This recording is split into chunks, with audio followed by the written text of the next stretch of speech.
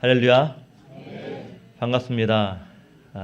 7월에 다시 여러분들에게 인사드리겠지만 오늘 여러분과 공식적으로 처음 이렇게 말씀의 공식 석상에서 서서 메시지를 전할 수 있게 하신 하나님께 먼저 감사드리고 또 여러분들께 감사드립니다.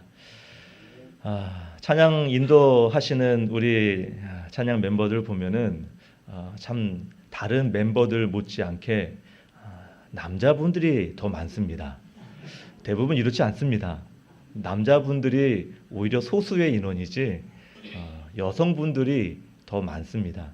그럼에도 불구하고 또 한 가지는 이제 여성분들이 많은 그런 찬양팀, 뭐 젊은 사람들이겠죠. 근데 우리 또 선한교회 찬양팀들은 나이가 있는데도 불구하고 얼마나 찬양에 열정이 있는지 자리에서 뛰기도 하고 움직이기도 하고 박수들 치기도 하면서 그 열정이 정말 하나님의 은혜 중에 은혜인 줄 믿습니다.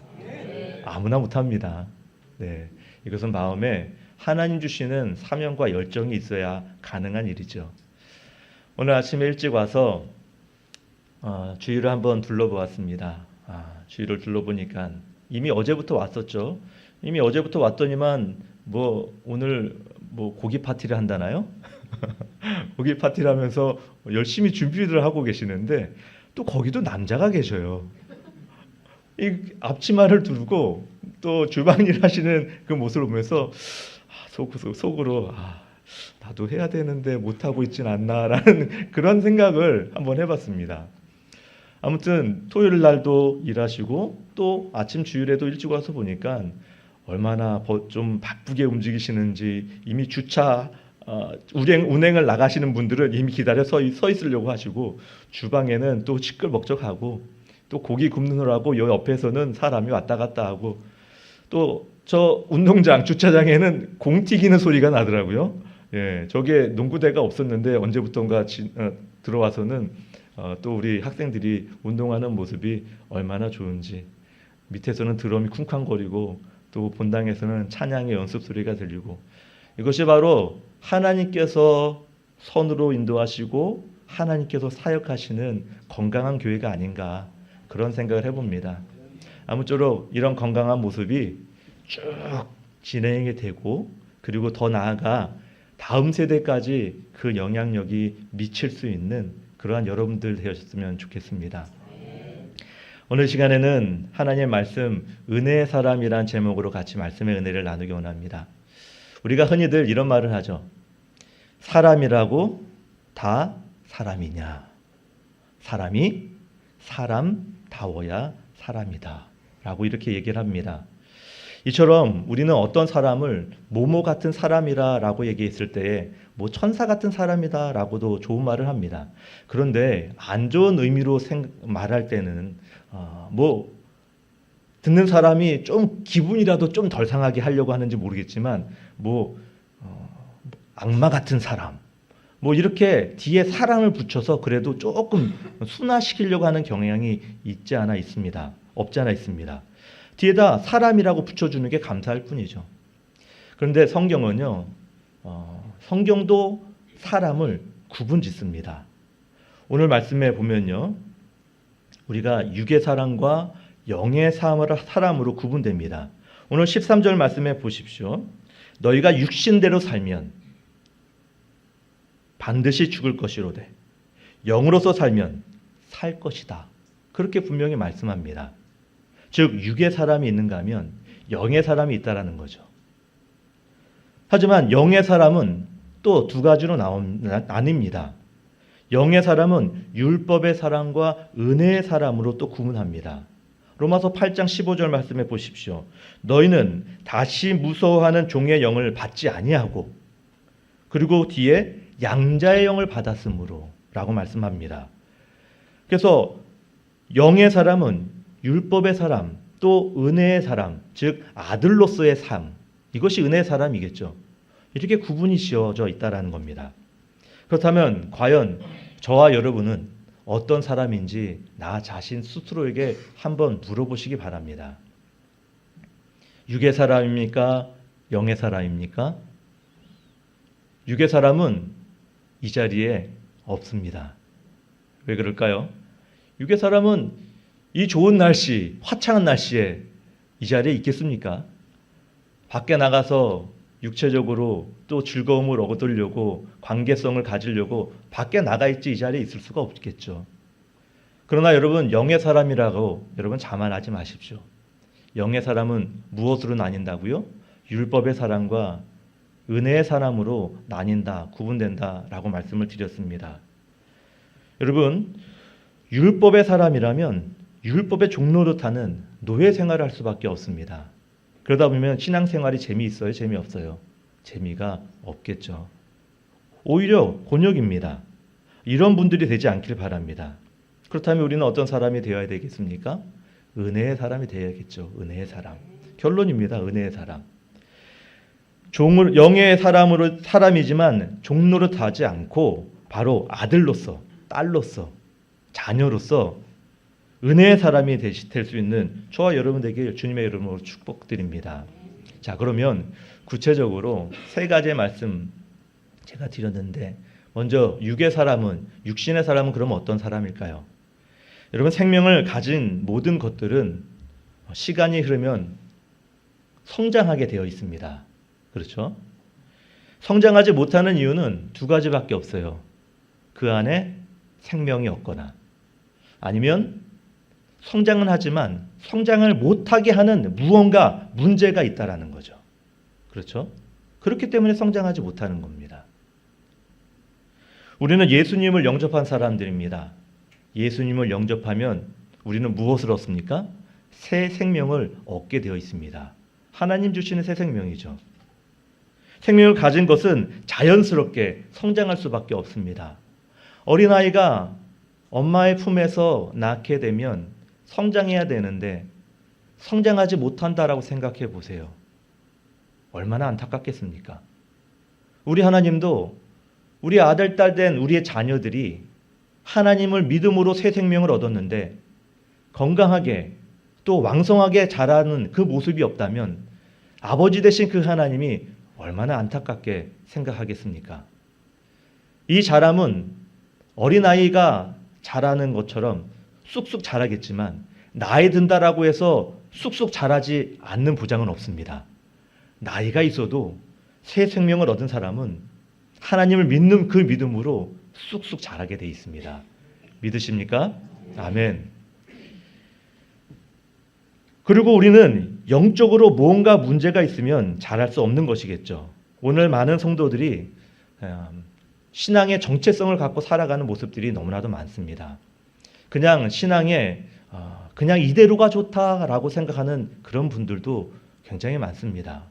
그리고 이 코로나라는 이 기점을 중심으로 많은 분들이 정체성이 더 심해졌습니다.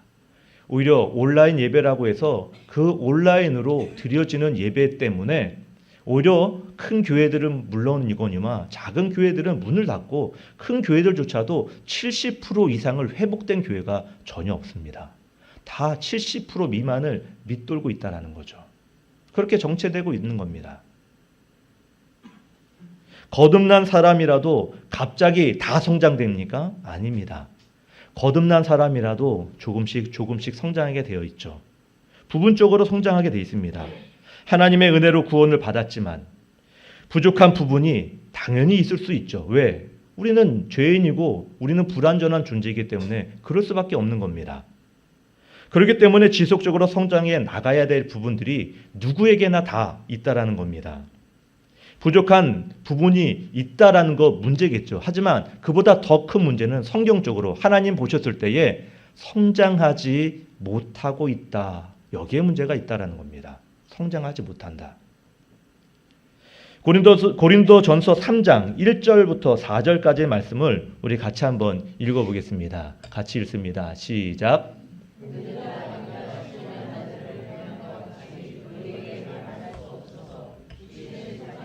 곧 그리스도 안에서 어린아이들을 대함과 같이 하노라. 내가 너희를 젖으로 먹이고 밥으로 아니하였노니 이는 너희가 감당하지 못하였으니거니와 너희는 아직도 육신에 속한 자로다. 너희 가운데 시기와 분쟁이 있으니 어찌 육신에 속하여 사람을 따라 행함이 아니리요. 어떤 이는 말하되 나는 바울에게라 하고 다른 이는 나는 아볼로게 너희가 육의 사람이 아니리요. 아멘. 여러분, 이 말씀에 형제들아 내가 신령한 자들을 대한과 같이 너희에게 말할 수 없다. 즉 성숙한 장성한 사람, 정말 믿음이 좋은 사람처럼 너희들에게 말할 수가 없다. 바울은 그렇게 고백을 합니다. 고린도 성도들을 신령한 사람으로 부를 수 없고 어린아이 같은 육신의 사람들로 부를 수밖에 없다라는 거죠. 사실 이 고린도 성도들도 메시아, 즉 하나님을 믿는 그리스도인이었습니다. 구원받은 자들이었죠. 아마 스스로 성숙하고 신령한 자들이다 라고 생각할 수 있습니다. 성령을 경험했고 여러 가지 지식과 은사들이 있기 때문에 그럴 수도 있습니다. 하지만 그들에게는 세상과 분명한 구별이 없었습니다. 세상과 분명한 구별함이. 그래서 바울이 그들의 오만과 교만을 꼬집듯이 미성숙한 자다. 그리고 더 나아가 심지어는 세상을 의미하는 육신에 속한 자다. 라고 그렇게 평을 합니다. 더 나아가 하나님의 마음을 이해하지 못하는 자, 과거에도 지금도 젖만 먹을 수밖에 없는 어린아이와 같은 사람이다 라고 그렇게 유화로 평가를 합니다. 로마서 2장 13절 말씀에 14절 보면은 영적인 일은 영적인 일로 분별하느니라 라고 하고요. 그 이후에 15절 말씀에는요, 육에 속한 사람은 그것을 알 수 없나니, 없다라는 겁니다. 영은 영으로서 판단하고 육신에 속한 사람은 그 영조차도 분별할 수 없다라고 성경은 단호하게 얘기합니다. 육신에 있는 그런 자들의 특징, 육신이라는 이 단어가 무엇일까요? 육신이라는 문구는 육신을 가리키는 것이 아닙니다. 타락하고 거듭나지 못한 옛날 사람, 그 아담의 사람, 그 아담의 상태를 우리에게 자연적인 상태에 있는 그 모습을 알려주는 거예요. 로마서 1장부터 8장까지 말씀해 보면요, 이런 상태를 매우 분명하게 이런 사람들을 이야기합니다. 어떤 사람이냐? 진리를 억누르는 자, 하나님의 율법에 복종할 수 없는 자, 하나님을 기쁘시게 할 수 없는 자, 죄 아래 있는 자, 그리고 의인이 없다라고 하면서 깨달음이 없다라고 하고, 또 아무도 하나님을 찾지 않고 아무도 하나님을 기쁘시게 할 수 없다. 계속해서 그렇게 말씀을 합니다. 여러분, 이것들은 단순한 행동적인 경향이 아닙니다. 존재론적인 실제를 얘기하는 거예요. 좀 이해하기 좀 어렵다면, 즉 바울은 인간의 본성, 즉 죄성이죠. 아까 말씀드린 진리를 억누르고 율법에 복종할 수 없고 하나님을 기쁘시게 할 수 없는 이 단순한 도덕적인 그런 어떤 모습들이 아니라 하나님을 기쁘시게 하거나 찾을 수 없는 그 존재들을 성경에서는 그대로 묘사를 하고 있다는 거죠. 그 존재들을. 그것은 하나님을 기쁘시게 하지 않을 뿐 아니라 아까도 말씀드린 것대로 영적인 것을 분별하는 것은 영적인 사람이지 육적인 사람들은 영을 구별하지 못한다. 알 수도 없다라고 얘기했잖아요. 즉 하나님을 기쁘시게 하지 않을 뿐 아니라 그렇게 할 수도 없다라는 거예요. 육신의 사람은. 누가 할 수 있는 겁니까? 사람이요? 아닙니다. 성령만이 가능한 거죠. 물론 우리는 하나님의 도구로 사용될 수 있을 겁니다. 그러나 하나님께서 하시는 일, 성령께서 하셔야만 가능한 일이고, 성령의 때가 됐을 때 그 사람이, 육신의 사람이 바로 영의 사람으로 변화될 수가 있는 것이겠죠. 하나님이 하시는 것이죠. 바로 이런 사람들이 육신의 사람인 겁니다. 그렇다면 두 번째로 영의 사람 중에 율법의 사람이 있습니다. 이 율법의 사람은 과연 어떤 사람이냐? 마태복음에 보면은요, 예수님께서 서기관들과 바리새인들을 가르쳐서 책망하신 일들이 나오죠. 그 서기관과 관들과 바리새인들을 가르쳐서 이렇게 말씀하셨습니다. 무엇이든지 저희가 말하는 바는 행하고 지키되 저희의 행위는 본받지 말라. 그렇게 말씀하셨어요. 저희들이 말하는 것은 지키고 행하되 저희의 행위는, 그들의 행위는 본받지 말아라. 이 말씀은 단순한 도덕적인 훈계도 아닙니다. 이 깊은 곳에는 그 율법의 본래적인 의도가 그대로 담겨져 있어요. 즉, 잘못 생각하고 판단하고 오용했던 이 종교 지도자들에 대한 예리한 통찰이 이 안에 숨겨져 있다는 거죠. 그래서 이 바리새인들과 서기관들은 어떤 사람들입니까? 말씀을 가르치고 알려주고 또 행동으로 보여줘야 될 사람들이었어요. 그러나 이들은 예수님께서 그들이 말하는 것 옳다. 그래, 너희들이 말하는 거 옳아. 왜? 무엇 때문에? 하나님의 말씀이 너희들이 선포되었기 때문에 그 말씀은 맞다. 문제는 그들이 말하는 그 율법의 진리를 삶으로 드러내지 않았다라는 거기에 문제가 있는 거예요. 그들은 이 무거운 율법의 조항들을 자신들이 적용시키려 하지 않았습니다. 오히려 다른 일반 사람들에게 짐처럼 지우고, 그리고 정작 자신들은 손가락 하나 까닥하지 않는 그런 사람들이었다는 거죠. 그들의 종교적인 어떠한 중심은 외식과 가식이 전부였습니다. 바로 여기서부터 예수님의 경고가 시작되는 거죠. 저희의 행위는 본받지 말아라. 그들의 겉모습은 사람들의 보기에는 좋아 보입니다. 선해 보입니다. 착해 보입니다.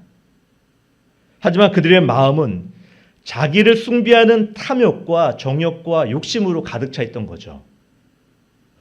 율법을 통해서 이 서기관들과 바리새인들 자기들이 죄인임을 깨닫고 하나님 앞에 겸손하게 나가야 되는 그런 사람이어야 되는데, 그들은 율법을 발판 삼아서 스스로 자기를 높이려 하고 했던 그런 사람들이었다는 겁니다. 낮추기보다는 높이려고 했는, 이것이 바로 율법에 대한 잘못과 오용이었던 거죠. 여러분, 하나님께서 율법을 주신 목적이 무엇이겠습니까? 다른 게 아니잖아요. 내가 죄인임을 깨닫는 거예요. 그렇잖아요. 내가 죄인임을 깨닫고 하나님의 은혜 없이는 내가 도저히 내 죄를 해결할 수 없다라는 것을 깨닫는 거예요. 더 나아가 그 죄가 하나님만이 해결할 수 있고 그 하나님의 은혜 없이는 도저히 불가능하다라는 것을 깨닫게 하는 것이 율법이어야 되는 겁니다. 그게 말씀이어야 되는 거죠. 그게 율법의 목적이에요. 율법은 우리를 정죄함으로써 우리를 구원으로 인도할 바로 예수님, 그 예수님을 사모하게 만들고 사랑하게 만들고 본받게 만들고 그 예수님을 따라 살게 하는 것, 그것이 목적인 거죠. 그러나 바리새인들은 이 말씀의 거울을 보지 않고 자기에게 적용시키기보다는 이 거울을 남에게 들이밀어서 이 자신의 의로움과 자신의 이익을 오히려 높이려고 했던 사람들이었다라는 겁니다. 예수님께서 그들의 말은 행하고 지켜라 앞서 말씀드렸죠. 이 말씀은 단순히 말씀의 율법 조항을 하나하나같이 지켜라 또 이런 말씀도 아닙니다. 율법의 진짜 목적에 너희들이 민감하게 반응해라. 오히려 이것이 가깝습니다. 곧 하나님의 말씀을 통해 나 자신을 비우고 나를 낮추고 자기 중심적인 모든 생각에서 벗어나서 하나님의 중심으로 살아가고 이웃을 향한 사랑을 드러낼 수 있는 그 자기의 어떤 생각을 전환시켜라, 바꿔라 라고 우리에게 말씀하시는 겁니다. 진정한 율법의 성취는 나 자신을 낮추는 데 있는 것 아니겠습니까? 그런데 이렇게 율법에서 영의 눈을 뜨고 영의 사람이 되었다라고 해서 끝난 것은 아닙니다. 영의 눈을 뜨고도 보지 못하는 것을 보는 사람 중에도 오히려 그것이 두려워하고 떨려서 부담스러워서 하지 못하는 그런 영의 사람도 있습니다. 이런 사람들은 신앙생활 재미없죠. 신앙생활이 오히려 고역이죠.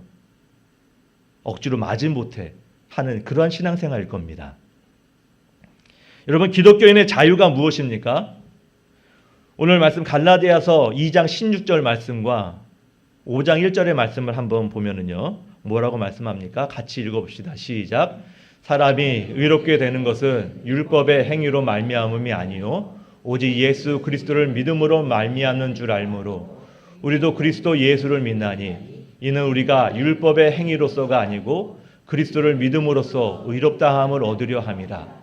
율법의 행위로서는 의롭다함을 얻을 육체가 없느니라. 아멘. 5장 1절 다시 말씀 같이 읽습니다. 그리스도께서 우리를 자유롭게 하려고 자유를 주셨으니 그러므로 굳건하게 서서 다시는 종의 멍에를 매지 말라. 아멘. 여러분, 오늘 말씀처럼 우리는 그리스도로 말미암아 더 이상 율법에 얽매이지 않는 자유인의 삶을 살게 원하시는 분이 우리 하나님이십니다.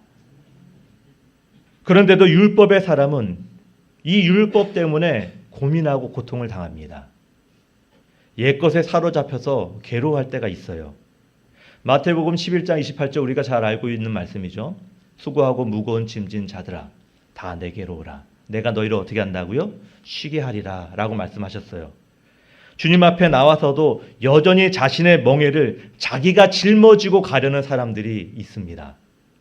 모든 것이 자신의 어떠한 삶에 있어서 오히려 말씀이 멍에가 되어 나의 삶을 짓누르고 주일 성수가 멍에가 되거나 또 어떠한 헌금 생활이 멍에가 되거나 전도가 멍에가 되거나 빛과 소금의 생활이 멍에가 되는 그러한 모습이 우리 가운데 있습니다. 신앙생활에 신이 날 수가 없는 거죠. 차라리 육신의 사람일 때가 더 즐겁고 좋았다라고 생각할 때가 듭니다. 구원은 받았지만 그리스도의 보혈로서 심판을 면했지만 영생이 허락되었지만 여전히 괴로운 겁니다. 왜 영의 눈을 뜨고도 괴로움을 당해야 됩니까? 무엇 때문에? 그것은 날마다 체험되어야 될 은혜의 체험이 우리 가운데 없기 때문에 그렇습니다. 은혜의 체험. 은혜의 사람이 되지 못했기 때문일 수도 있는 거죠. 아직도 은혜를 체험하지 못하고 신앙생활을 하면서 신이 나지 못한다, 재미가 없다라는 분은 항상 은혜를 사모하십시오. 그 은혜를 사모하는 자에게 하나님께서는 열정과 사명과 사랑과 물론 즐거움과 행복감도 같이 주십니다. 믿으시기 바랍니다. 따라서 세 번째로 우리가 알아야 될 그 사람은 은혜의 사람인 겁니다. 그 은혜의 사람은 오늘 우리가 본문에 로마서 8장 14절 말씀에 뭐라고 말씀합니까? 영의 사람, 하나님의 영으로 인도함을 받은 사람은 누구라고요? 하나님의 아들이라, 딸이라 분명히 그렇게 말씀하는 겁니다. 영을 받은 사람은 하나님의 아들과 딸, 바로 아들과 딸의 그 삶으로 사는 것이 은혜의 사람인 거죠. 영이 눈을 뜬 후에 그 빛이 내 속에 들어와서 그 빛으로 살아내는 사람. 갈라디아서 2장 20절 말씀해 보십시오. 내가 그리스도와 함께 십자가에 못 박혔나니 그런즉 이제는 내가 산 것이 아니요 오직 내 안에 그리스도께서 사신 것이라. 내 안에 누가 사신 것이라고요? 그리스도께서 사신 것이라. 바로 내 모든 멍에는 그리스도 앞에 내려놓고 나는 아들로서 딸로서 권세를 누리면서 사는 사람이 은혜의 사람인 거예요. 그래서 은혜의 사람들은요, 양자의 영을 받았기 때문에 아들의 딸의 삶을 사는 사람들은요 억지로 하지 않습니다. 그렇잖아요. 자원하여 봉사하는 사람들이죠. 그리고 자원하여 구제하고 그리고 자원하여 사랑하는 사람들입니다. 더 이상 불평하거나 원망하지 않습니다. 오히려 내게 모든 것이 과하죠. 고린도후서 12장 9절 말씀에 같이 한번 읽어볼까요? 시작. 나에게서 이르시기를 내 은혜가 내게 족하도다. 이는 내 능력이 약한 데서 온전하여짐이라 하신지라.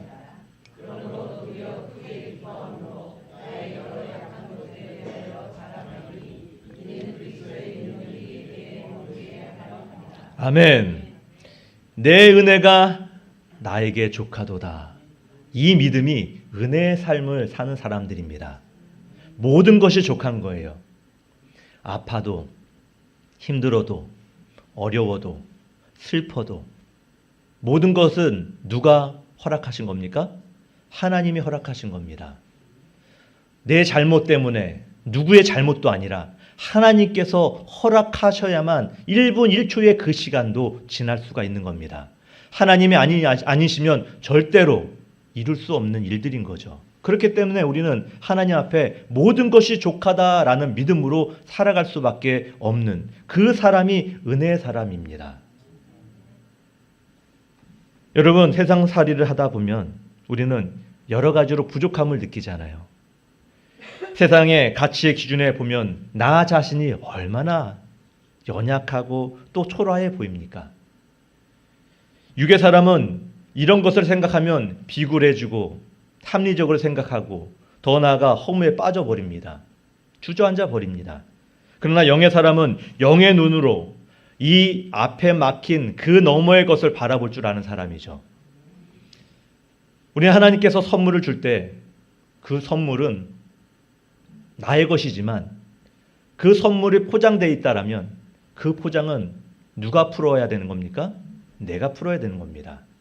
내가 풀어야 그 안에 있는 물건들이 무엇인지 알 수 있고 그리고 그 안에 있는 물건들이 내 것이 되는 것이죠. 하나님께서는 우리의 삶의 선물들을 고난이라는 이러한 포장을 통해서 우리에게 주십니다. 물론 즐거움을 통해서 주실 때도 있죠. 그러나 그 고난과 그 즐거움도 우리가 열어보고 그리고 경험해보고 당해봐야 그 안에 있는 진정한 알매기의 선물들을 우리가 갖고 소유할 수 있는 것이죠. 그러나 율법의 사람은 세상 너머의 것을 보면서도 아직도 세상 것과 완전히 끊어지지 않습니다. 그래서 여전히 괴로움을 당하면서 근심과 걱정하며 살아갑니다. 그러나 영의 사람은 모든 염려를 누구에게 맡깁니까? 하나님께 다 맡겨버립니다. 하나님께 다 내려놓습니다. 그러면서 오히려 주님의 품 안에 안겨서 안식을 누리는 사람, 그 사람이 어떤 사람이다? 은혜의 사람인 겁니다. 성도는 자신에게 부어지는 하나님의 그 은혜를 감지하고 느끼고 체험할 때 그때 믿음이 생기는 겁니다. 그것을 느끼지 못하면 믿음이 생길 수가 없어요. 그래서 나의 상황과 나의 처지와 나의 환경이 어떠하든지 간에 어차피 성경에 보면은 은혜의 왕이 왕노릇해서 나를 이끌어 가신다라고 말씀하거든요. 그 은혜의 왕이 바로 우리 하나님이시고 우리 예수님이신데 그 은혜의 왕으로 이끌려 가는 그런 인생이라면 우리는 절대 좌절하거나 절망할 필요가 없는 겁니다. 오히려 믿음의 감지를 통해서 바로 하나님 앞에 무릎 꿇고 이끌려 나가는 그런 삶을 살 수가 있는 것이죠. 어차피 그 은혜의 아버지가 나를 이끌고 가시는 길이라면 그 길은 나에게 손해를 주는 길일까요? 절대 아닙니다. 나에게 오히려 경험을 통해서 이익을 주시고 또 믿음으로 성장하게 원하시는 그 하나님의 계획이 그 안에 있는 것이지 절대 그 상황과 환경을 통해서 나를 손해를 주시고 해를 주시는 하나님은 절대 아니다라는 거죠. 그래서 이렇게 은혜를 경험할 때에 그 은혜를 통해서 우리는 순종이 나타나고 그 순종을 통해서 더 깊은 은혜로 내려가고 그 깊은 은혜를 통해서 또 더 깊은 순종이 나타나는 겁니다. 이것이 믿음의 반복이 될 때에 바로 우리는 은혜의 사람으로 꾸준하게 성장할 수 있다는 거죠. 우리 그런 은혜의 사람이 다 되시길 간절히 원합니다. 결론입니다. 육의 사람이 있다면 우리는 영의 눈을 떠야 되겠죠. 또 영의 사람은 율법의 사람이 있고 은혜의 사람이 있다라고 했습니다. 우리는 율법의 사람으로 재미없이 또 억지로 끌려가는 그런 인생을 살지 않기를 바랍니다.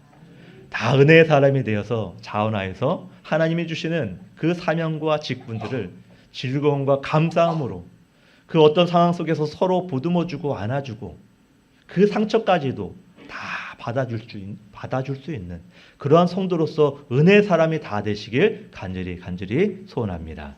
기도합니다. 하나님 감사합니다. 우리는 부족하고 연약한 존재들입니다.